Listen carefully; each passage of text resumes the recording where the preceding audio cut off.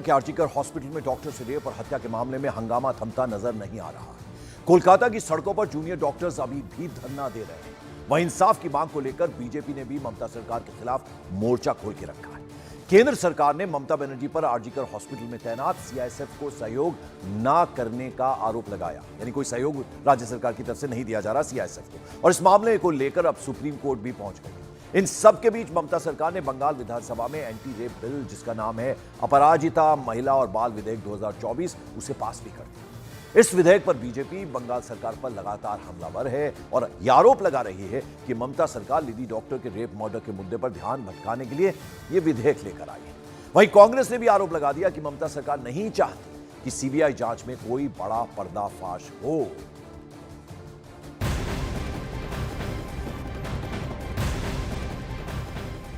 और सीआईएसएफ कर्मियों के लिए खराब व्यवस्था को लेकर केंद्र सरकार ने सुप्रीम कोर्ट का दरवाजा अब खटखटा दिया है। केंद्र ने सुप्रीम कोर्ट में एक याचिका दायर करी है और इसमें पश्चिम बंगाल सरकार पर बड़ा आरोप लगा दिया है। केंद्र ने सर्वोच्च अदालत में कहा कि ममता बनर्जी सरकार आर्जिकर हॉस्पिटल में सुरक्षा के लिए तैनात सीआईएसएफ की मदद नहीं कर रही है। सीआईएसएफ को केंद्र की तरफ से कोलकाता के आर्जिकर हॉस्पिटल की सुरक्षा का जिम्मा दिया गया है। होम मिनिस्ट्री ने कहा कि अस्पताल की सुरक्षा में तैनात सीआईएसएफ के जवान, खासतौर पर जो महिला जवान हैं, उन्हें राज्य सरकार की ओर से रहने की कोई उचित व्यवस्था और कोई बुनियादी सुविधाएं नहीं मिल पा रही। गृह मंत्रालय ने यह भी दावा किया कि सीआईएसएफ जवान फिलहाल जिस जगह पर हैं, वहां से हॉस्पिटल पहुंचने में 1 घंटे से ज्यादा का वक्त लग जाता है। इस वजह से जवानों को अपनी ड्यूटी करने में थोड़ी मुश्किल आ रही है, दिक्कत आ रही है। अर्जी में यह भी कहा गया है कि सुप्रीम कोर्ट बंगाल सरकार को सीआईएसएफ को पर्याप्त सहयोग उपलब्ध कराने की डायरेक्शंस दे, निर्देश दें। ऐसा न करने की सूरत में बंगाल सरकार के अधिकारियों के खिलाफ अवमानना का केस चलना चाहिए, यह याचिका में कहा गया है। सुप्रीम कोर्ट के आदेश पर सीआईएसएफ के 92 जवान आर्जिकर की सुरक्षा में तैनात किए गए हैं। इनमें आपको बता दें 54 महिलाएं भी हैं। 1 घंटे का डिस्टेंस लगता है, खासी दिक्कत आ रही है ड्यूटी करने के लिए, इसलिए सर्वोच्च अदालत में अर्जी लगाई है गृह मंत्रालय की तरफ से। कोलकाता मामले में गिरफ्तार, इस बीच आपको बता दें यह भी बड़ी खबर, संदीप घोष को पश्चिम बंगाल सरकार के स्वास्थ्य विभाग ने सस्पेंड कर दिया है। पश्चिम बंगाल स्वास्थ्य विभाग ने नोटिफिकेशन जारी करके कहा संदीप घोष के खिलाफ जारी कानूनी कार्रवाई के चलते उन्हें सस्पेंड किया जा रहा है। इससे पहले 28 अगस्त को इंडियन मेडिकल एसोसिएशन यानी आईएमए ने संदीप घोष की सदस्यता, उनकी मेंबरशिप पहले ही रद्द कर दी थी और अब उन्हें सस्पेंड कर दिया गया है। यानी ये सब कुछ सीबीआई के एक्शन के बाद ये डिसीजन लिया गया है। अब उनकी सदस्यता पहले रद्द कर दी गई थी, अब उन्हें सस्पेंड भी कर दिया गया है। इस बीच कांग्रेस नेता अधीर रंजन चौधरी ने ममता बनर्जी पर निशाना साधा और कहा कि बंगाल सरकार नहीं चाहती कि सीबीआई जांच किसी नतीजे तक पहुंचे। क्या कहा उन्होंने, जरा सुनवा दें। ये जाहिर है कि सूबे की सरकार हर संभव विरोध करेंगे सीबीआई की जांच की कोई नतीजा मिले या कोई सीबीआई की जांच कोई नतीजे तक पहुंचे।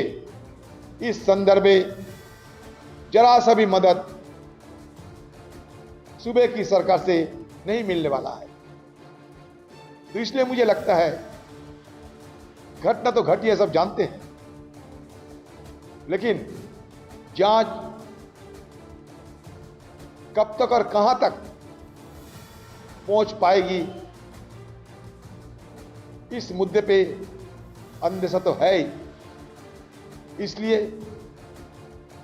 ये सब लोग के लिए ये इंतजार करना पड़ेगा और क्या करना।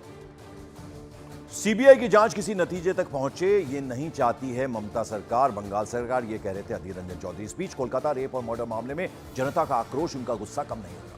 कोलकाता में डॉक्टर धरने पर बैठे हैं, तो वहीं आरजीकर हॉस्पिटल के कर्मचारियों, वो डॉक्टर के साथ आम लोगों ने भी शांतिपूर्ण प्रदर्शन किया और ह्यूमन चेन, मानव श्रृंखला भी उन्होंने बनाई। वहीं कोलकाता में इंसाफ की मांग को लेकर, जस्टिस की मांग को लेकर बीजेपी के जो एमएलएज हैं उन्होंने भी मार्च निकाला। जूनियर डॉक्टर्स का धरना बंगाल पुलिस हेडक्वार्टर के बाहर जारी है। जूनियर डॉक्टर्स पुलिस कमिश्नर के इस्तीफे की भी मांग कर रहे हैं। डॉक्टरों का यह भी आरोप है कि पुलिस ने मामले की जांच में शुरू से ही लापरवाही बरती है।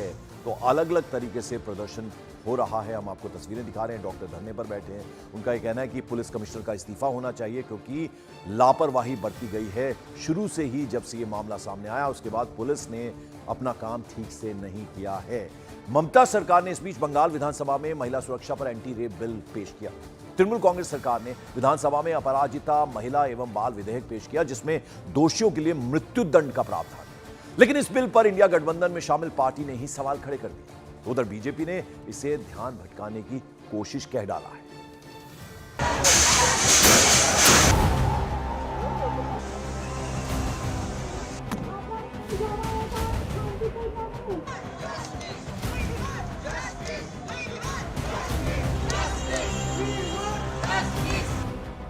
एक तरफ बंगाल की बेटी के इंसाफ के लिए घमासान है, तो दूसरी तरफ एंटी रेप बिल पर सियासी संग्राम छिड़ा है।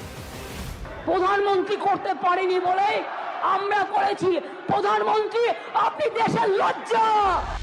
कोलकाता निर्भया कांड को लेकर देश भर में जबरदस्त आक्रोश और नाराजगी के बाद ममता सरकार ने एंटी रेप बिल को पास कर दिया।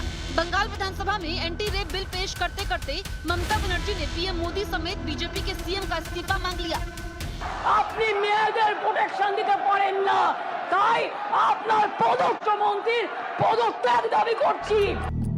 ममता सरकार ने अपराजिता महिला और बाल विधेयक 2024 पास तो कर लिया, लेकिन इस बिल के लाने के बाद भी ममता सरकार जन आक्रोश से घिरी है।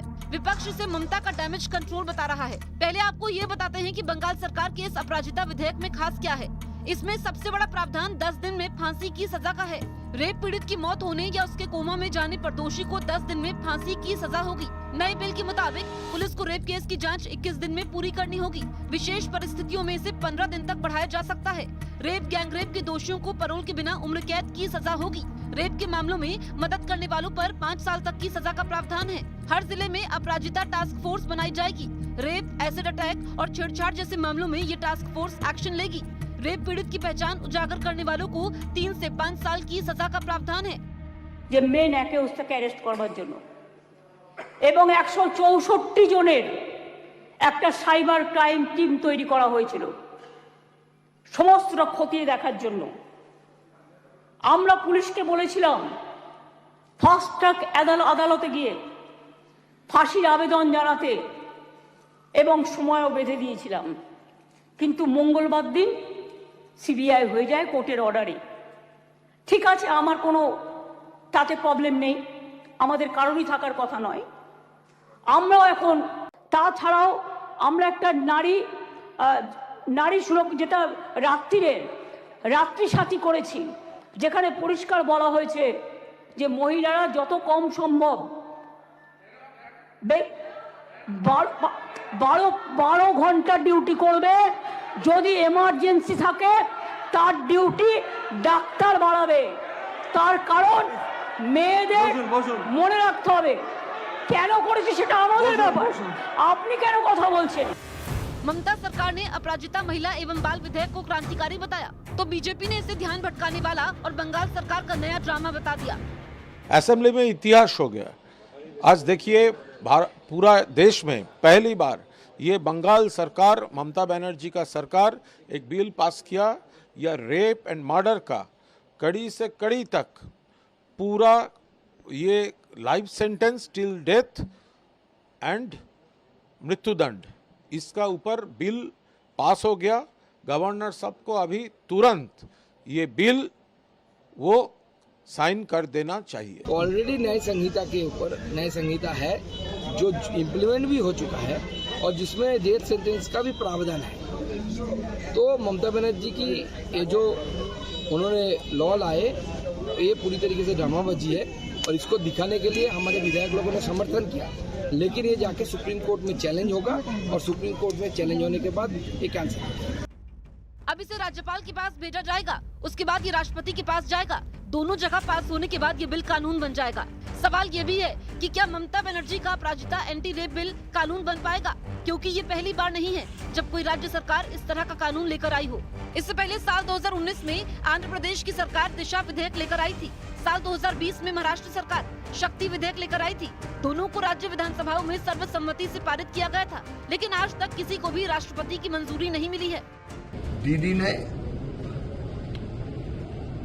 दबाव में और आरजी कर कॉलेज में जो बीभत्स घटना हुई है बेटी के साथ, उससे ध्यान भटकाने के लिए अब ये कानून लेकर आई है।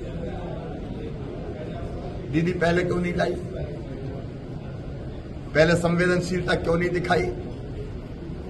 और इस कानून के तहत मैं एक ही सवाल करना चाहता हूं, आरजी कर कॉलेज की घटना में जो अपराधी है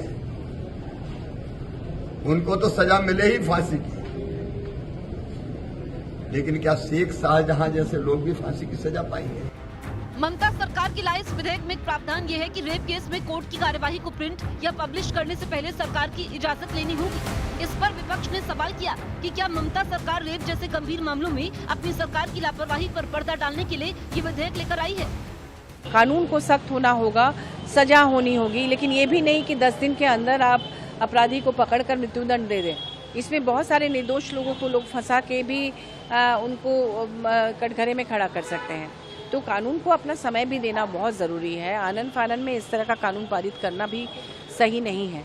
आज जो पश्चिम बंगाल की विधानसभा में दिखा, उसके बारे में मैं कहना चाहता हूं कि ममता जी, कानून में एक से एक सख्त प्रावधान उपलब्ध हैं, परंतु प्रावधान कितने भी सख्त हों, लागू करने वाले की मंशा भी उतनी साफ और सख्त होनी चाहिए। बंगाल में लॉ एंड ऑर्डर पर ममता गिरी है। बीजेपी का आरोप है कि बंगाल में अपराध का बोलबाला है। विपक्ष का कहना है कि इस कानून को लेकर भी ममता बनर्जी अपनी साख पर लगे दाग को मिटा नहीं पाएंगी। और जिस अपराजिता कानून पर बंगाल सरकार तेरा कानून मेरा कानून की राजनीति कर रही है, क्या कानून